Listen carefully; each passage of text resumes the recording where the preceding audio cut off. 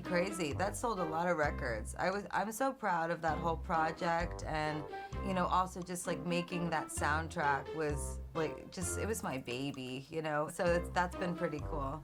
I've got a picture of you at the Oscars, the night of the Oscars, and so this diamond. Oh my God, I look just like that right now. It's so weird. It's uncanny. But that is the diamond. I was filming in New York, and New York obviously is the home of the character, so some of it had to take place there. And we were on his street, we're on Bleecker Street. And just around the corner was a cafe, and it was in New York, as I think in a lot of America, the paparazzi can get in front of the camera. They go, "Hey, get out of my shot," to the DOP. Who's moving the camera around. So. What's the name? They'll give you free meals. I mean, they will give me free. That's how I ate. I mean, when you're in Hollywood or in other places, like, you need a job that gives you your days free so you can try to audition for projects. So I'd work the weekends and I'd work the nights, and that's the only. I had no money, and no one was coming to the restaurant, so I wasn't making any tip. I'd make like 20 or 30 bucks a day maybe, and so it was really a place I'd go to nourishment to eat. Yeah. Because Chris, you worked in restaurants, didn't you? Oh yeah. So you worked in Hawaii, but then you worked in LA as well. Yes, I worked at a restaurant in Beverly Hills. So posh.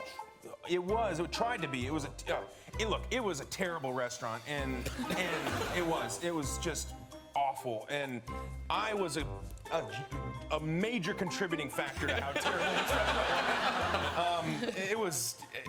It was just real garbage. It's been revamped now, but I loved it. That diamond is in the middle of that breakfast at Tiffany's necklace. Yeah, so that diamond was in a necklace that Audrey wore for press, for breakfast at Tiffany's.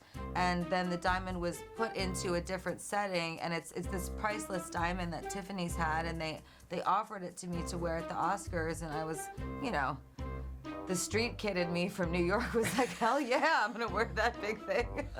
But does it not kind of wreck your night? It is Oscars weekend, this weekend. And Ian, would you mind telling us the story about when you were nominated for Gandalf? Oh, yeah. And you had the beads. Yeah. Well, they weren't beads. In New Zealand, where we filmed Lord of the Rings,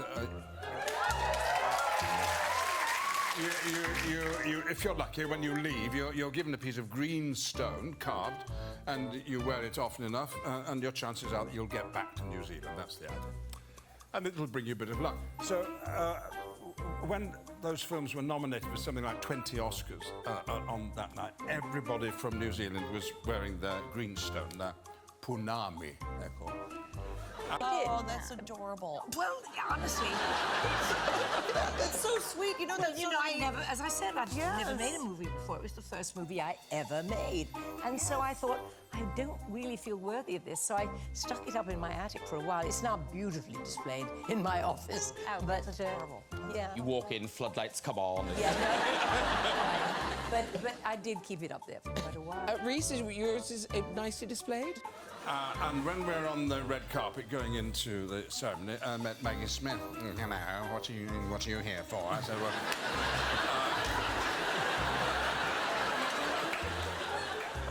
I said, well, Lord of the Rings. Oh, yeah. She said, what's that round your neck? Oh, so it's my punami, Maggie.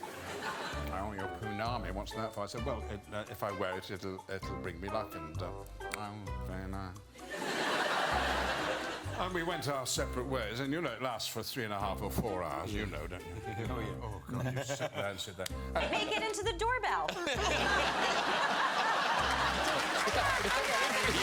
don't have it anymore. Ben, when Matt Damon, he's been here, and he talked about the night you won the Oscar for Good Will Hunting, and he has a kind of particular take on it. And yeah. I don't look very happy in that particular photograph.